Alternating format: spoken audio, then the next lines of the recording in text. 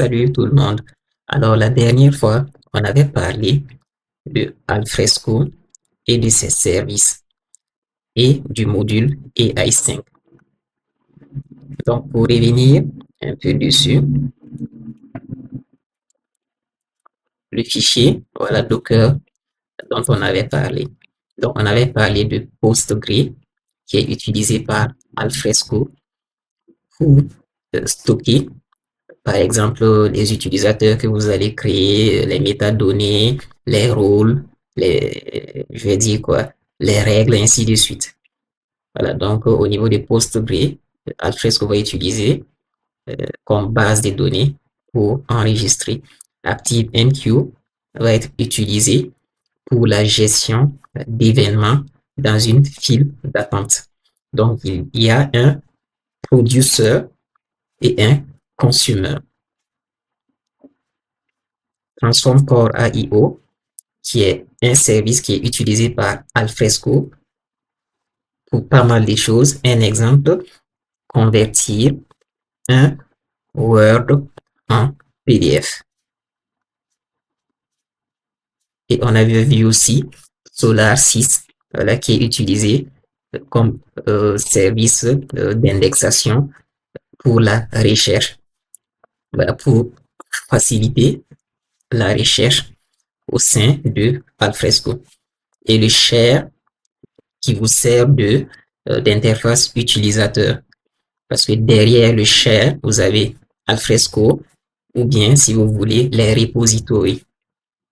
Et maintenant, le proxy, qui est la porte d'entrée pour vous rediriger à travers plusieurs services. Parce que Alfresco vous offre pas mal de modules. Par exemple, vous avez Prométhée et bien d'autres.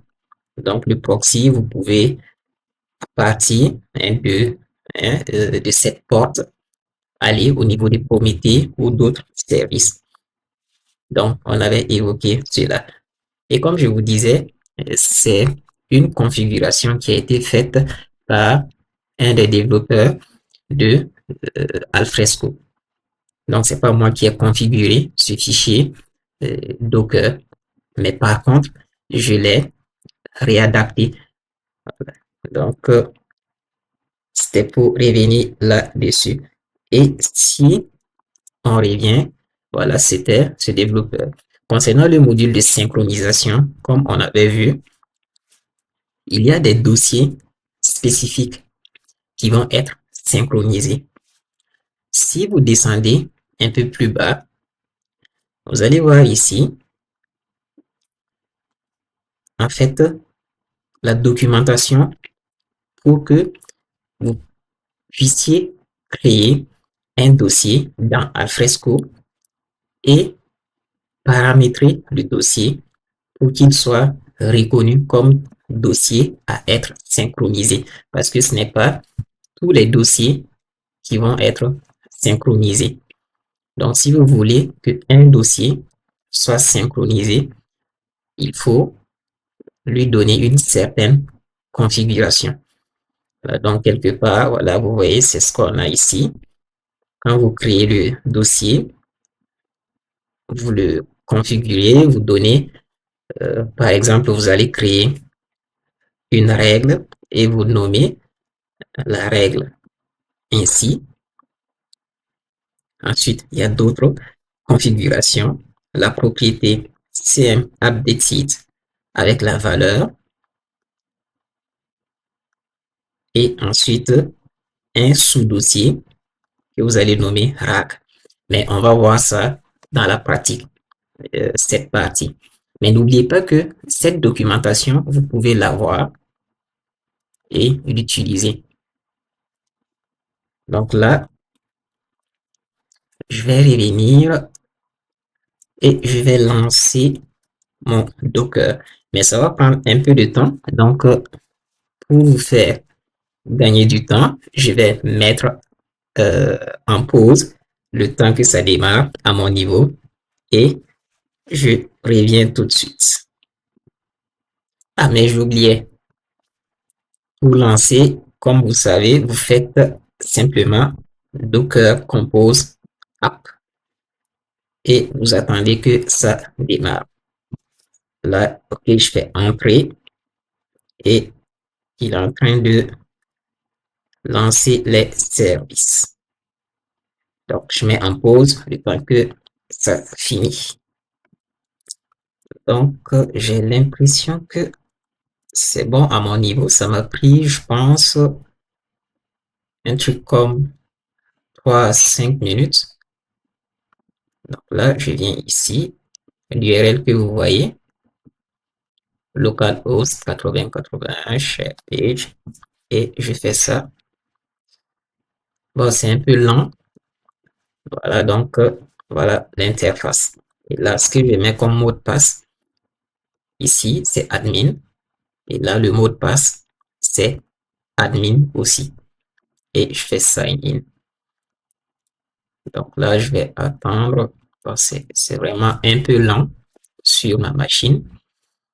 Parce que là, j'ai beaucoup de services qui tournent à la fois. Et vu que j'ai pas énormément de ressources, je crois que je dois avoir 16 gigas de RAM. Et là, j'ai Olama, Docker, Alfresco avec tous ces services. Et voilà que je viens de démarrer. Et il y a pas mal d'autres encore. Bon, je vais mettre en pause le temps que voilà ma page que je me connecte. Voilà, donc là, c'est venu. Donc, une fois que vous avez pu démarrer Alfresco et que vous êtes connecté, vous venez au niveau de repository. Si je n'ai pas oublié, repository.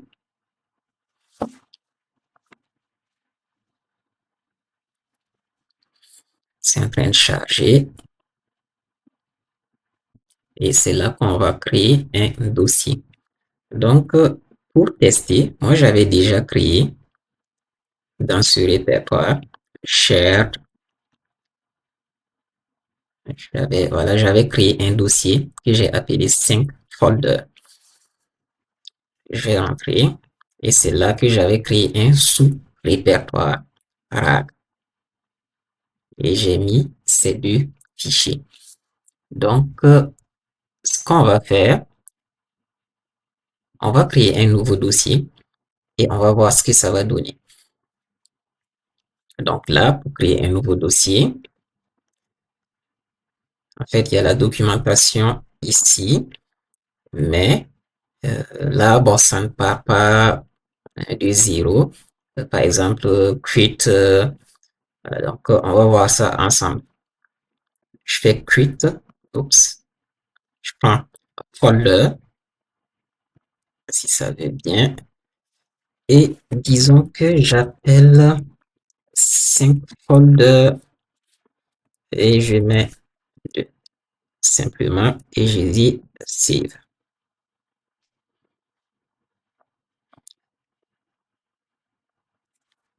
Donc, on a 5 folders 2. Si j'ai le dossier, donc là, revenons dans la documentation. On dit, OK, pour la base de connaissances, voilà, c'est pour construire votre base de connaissances, démarrer Alfresco, comme ça, vous vous connectez, admin, créer knowledge base folder, créer la base de connaissances, et le dossier, voilà, pardon, le dossier qui vous qui va vous servir de base de connaissances. Ça veut dire que c'est là où vous allez mettre en fait vos fichiers. Donc, create knowledge base folder with the following rule. Donc, créer le dossier de base de connaissances avec les règles suivantes. Vous créez la règle et vous lui donnez le nom. 5 folders. Ensuite, les autres valeurs. Donc, c'est ce qu'on va faire. Donc, nous, on a créé un dossier et on veut que ce dossier soit considéré comme voilà, un dossier de base de connaissances. Ça veut dire tout fichier qu'on va mettre dedans.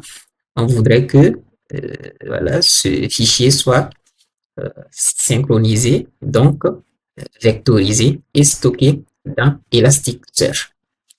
Donc, répartons. On a créé le dossier 5 folder 2. Donc, on nous dit de créer une règle. Voilà, si je reviens, ici, cette ligne, créer une règle et donner le nom 5 folder. Donc, je copie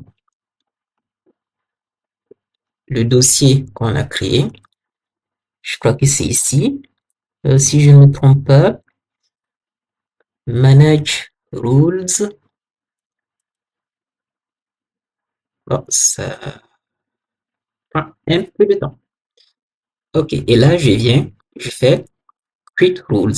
Voilà. Là où vous voyez le curseur à gauche ici. Je clique. On va créer notre règle et on va lui donner les valeurs. Donc, le formulaire va s'afficher dans peu de temps. Désolé, franchement, ma machine est lente. Donc là, le nom de la règle, 5 folders. Ensuite, si je viens, on dit when, quand. Donc, je reviens. Et donc là, vous voyez, define rule. Et on dit when ici. Et voilà les valeurs possibles. On va répartir. Là, on nous dit cette valeur. On va aller donner cette valeur. Donc, c'est cette valeur, je pense. Voilà. Après, on dit de donner if all criteria are met, content of type or subtype is folder. Donc, ça c'est où? On revient. Voilà. On est ici. On clique sur All Items. On vient ici. Content of type or subtype. Et vous voyez, quand j'ai cliqué dessus, il me dit is. Mais là, il me dit content. Je reviens. Is folder. Donc, je reviens encore. Et au lieu de content, je prends folder.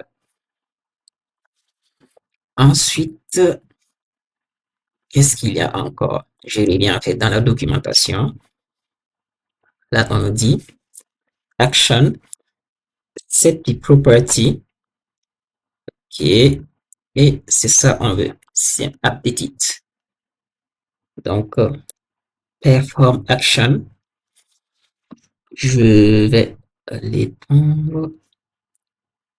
Voilà. Donc, je vais prendre set property value. Et là, je crois que c'est ça. Je vais revenir dans la documentation. CM updated. Si je clique sur select ici, je vais cliquer sur all. Donc, on cherche updated. À mon niveau, ça se trouve quelque part plus bas.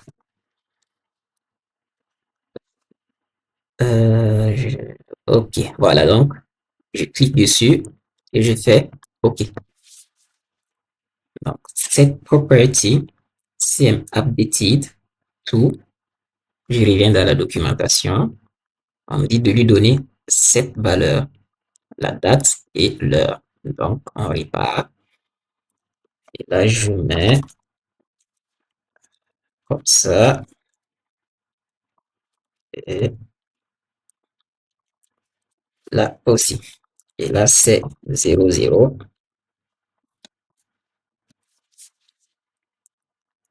Je pense que c'est bon. Après, qu'est-ce qu'on nous dit? Oui, je crois que ça va. Là, on nous dit de créer un sous-dossier et de le nommer RAG, cette ligne, dans le dossier de base de connaissances. Et ensuite, on lui rajoute des documents, des fichiers, si vous voulez. Et ce n'est que après ça que notre configuration est terminée au niveau de Alfresco. Donc, je vais juste répartir dans Alfresco. Je n'avais pas enregistré. Donc, vous avez vu comment on a configuré la règle de notre dossier, ou si vous voulez, de notre répertoire de base de connaissances Alfresco. Donc, espérons que ça va marcher. Je fais quit. Ah, là, il me dit, ah, étonnant, on avait bien mis le nom. Bon, je vais copier à nouveau et je reviens et je colle. Donc, il faut ce nom. Et je fais quit. Donc, ça va enregistrer et assigner la règle à notre répertoire. Là, je clique sur le répertoire ici encore. Je vais créer cette fois-ci le sous-répertoire nommé RAG. C'est toujours selon la documentation qu'on a ici. Donc, je reviens. Là, je dis create folder et je vais créer RAG. Et je fais save. Et là, je rentre dans RAG. Ce qu'on va faire, je vais démarrer le module de synchronisation. Mais avant, je vais aller prendre un fichier, ou encore mieux, on va voir comment le module de synchronisation va se comporter. Donc là, je viens au niveau de App et je démarre. On va voir comment il va se comporter.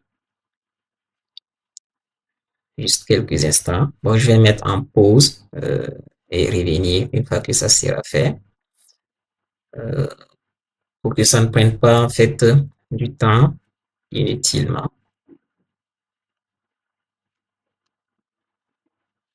Donc, il est en train de démarrer.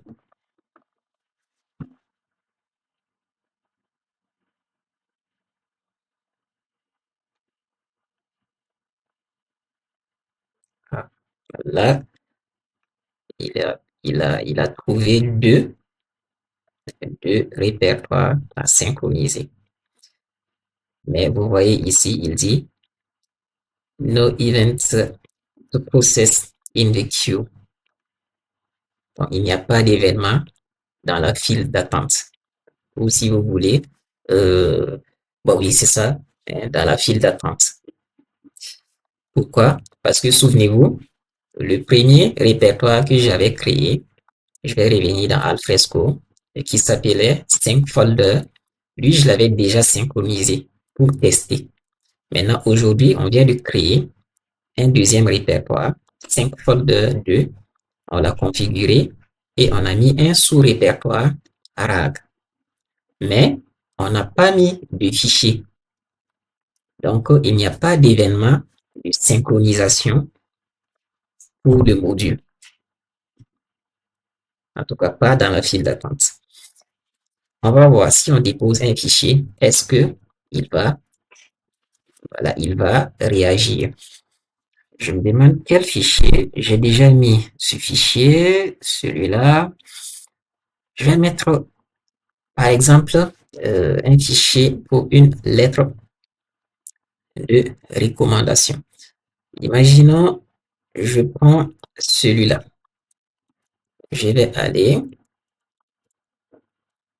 donc je fais juste un glisser-déposer. Je dépose.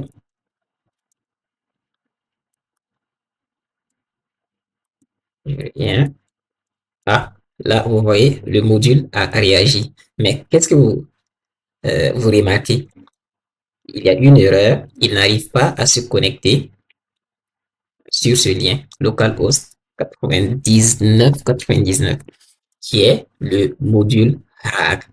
Parce que le module de synchronisation, comme on avait vu, il va prendre le fichier, il envoie au module RAG et c'est lui qui va vectoriser et synchroniser dans la base de données vectorielle.